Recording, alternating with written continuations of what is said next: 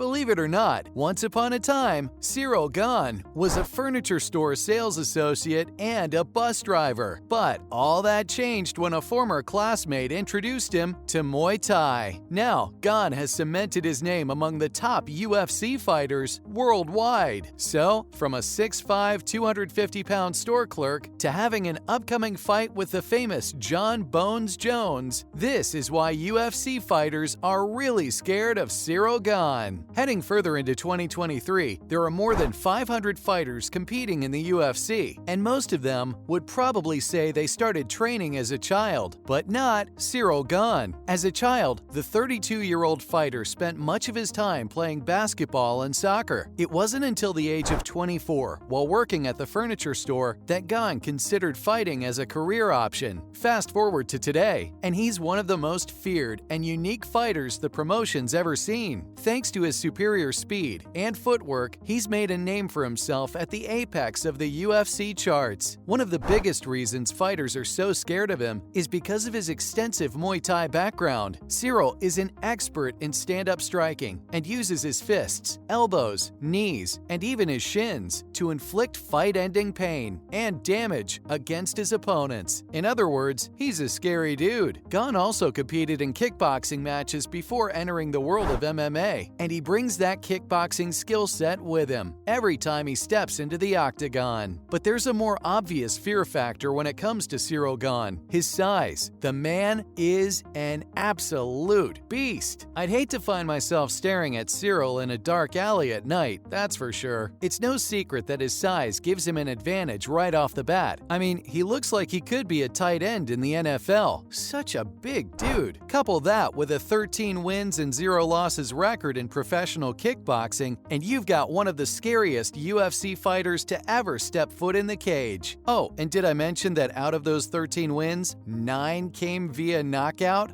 Nasty. Gane was just fine continuing his career in Muay Thai, but the daily commute he was having to make from the east side of Paris to the west was becoming too much, and he wanted a gym closer to home. Did you know that's where he met Fernand Lopez? Lopez owns the biggest MMA gym in France, and that's what started Gane's journey into MMA. When he first started working out, his coaches weren't really sure if he'd made the right decision, but after the first week, he impressed Lopez by knocking out Bruce Gaidon. Gaidon is a French Muay Thai legend, and after Gane knocked him out, his trainers started paying closer attention to him. Coaches immediately started working on every facet of his game plan. Initially, Ciryl struggled with his footwork, but he eventually learned how to strike while moving backward. Having that skill enables him to make contact with his opponent while preventing the possibility of him being taken down. After accomplishing that, his trainers had more faith in him and decided to make him work on his ground game, which at the time was virtually non-existent. So, Ciryl learned to grapple with future UFC middleweight fighter